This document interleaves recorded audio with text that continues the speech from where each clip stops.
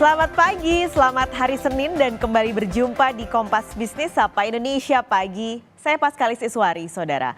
Pusat Pelaporan dan Analisis Transaksi Keuangan atau PPATK mengklarifikasi temuan 36,67% anggaran proyek strategis nasional ini masuk ke kantong aparatur sipil negara dan politisi.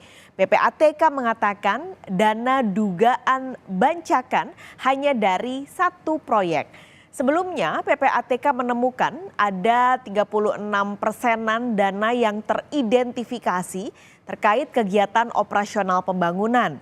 Namun sepertiga lainnya atau sekitar 36,67% ini masuk ke kantong pribadi mulai dari ASN hingga politisi diduga dipakai untuk kepentingan pribadi. PPATK mengamati, mencermati, melakukan analisis mendalam. Terdapat sebesar 36,81% dari total dana masuk ke rekening subkontraktor yang dapat diidentifikasikan sebagai transaksi yang terkait dengan kegiatan operasional pembangunan.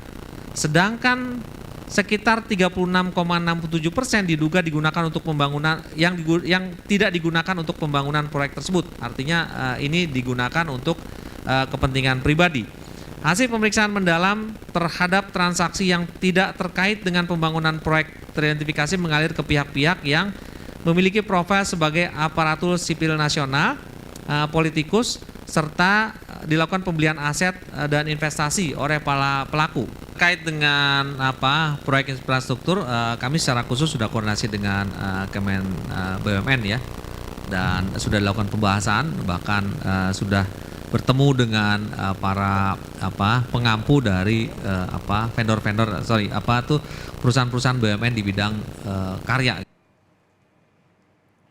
Pemerintah setiap tahunnya punya banyak sekali proyek-proyek yang dikerjakan. Nah, yang jadi pembeda dari proyek strategis nasional alias PSN ini adalah proyek-proyek yang masuk ke dalam lingkup PSN dianggap memiliki urgensi tinggi sehingga harus direalisasikan dalam waktu yang singkat.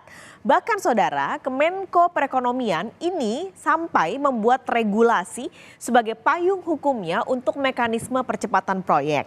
Nah, sebenarnya apa sih kriteria untuk menentukan proyek ini bisa masuk PSN atau tidak begitu? Ada beberapa kriteria yang kami ambil dari KPPIP.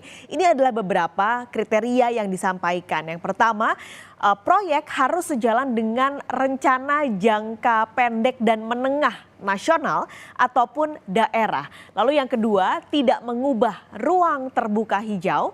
Lalu juga ada keragaman distribusi antar pulau yang artinya proyek strategis nasional tidak hanya berkutat di Jawa saja, tapi bisa saja di Kalimantan, Sulawesi atau Papua. Nah, yang ketiga, yang terakhir adalah nilai investasinya harus di atas 100 miliar rupiah. Artinya Saudara, aliran dana yang ditemukan PPATK dan disinyalir masuk ke kantong ASN dan juga politisi adalah uang-uang pajak Anda yang dibutuhkan untuk proyek-proyek prioritas yang tadi saya sampaikan kriteria-kriterianya. Mungkin tadi PPATK merevisi ini hanya dari satu proyek, tapi sebenarnya nggak penting. Mau dari satu proyek, mau dari lebih dari satu proyek, intinya aliran dana ini mengalir ke tempat yang salah. Kemenko Perekonomian juga mencatat dalam kurun waktu sekitar 7 tahun dari 2016 sampai 2023, pemerintah sudah merampungkan 190 proyek strategis nasional dan menelan investasi 475,4 triliun rupiah. Kalau kita berasumsi dari temuan PPATK yang hampir 37% masuk kantong politisi dan ASN, artinya ada kebocoran sekitar 174 triliun rupiah. Sebenarnya nggak detail PPATK menyebut proyeknya apa sih yang diduga alirannya bocor, tapi PSN ini, proyek strategis nasional ini tersebar ke beberapa proyek. Misalnya yang pertama ada infrastruktur. Ini memang yang paling banyak Saudara dari seluruh proyek PSN. Ada jalan tol, ada jalan non tol, lalu juga ada kereta api, lalu ada bandara-bandara, program perumahan hingga bendungan dan juga irigasi. Sementara di sektor yang lain yaitu energi, ada program pembangunan kilang minyak dan juga pipa gas dan juga pembangkit listrik sampah. Sementara kita bergeser ke digital dan teknologi, sektor ini PSN-nya ada program peningkatan jangkauan broadband dan juga infrastruktur iptek.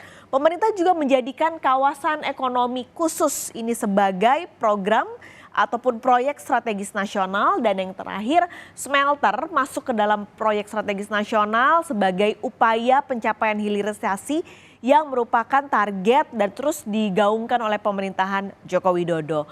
Nah, berdasarkan data dari Komite Percepatan Penyediaan Infrastruktur Prioritas tadi yaitu KPPIP sebagai lembaga yang bertanggung jawab mendorong percepatan PSN, tahun 2022 ada sekitar 200 proyek dan juga 12 program strategis nasional.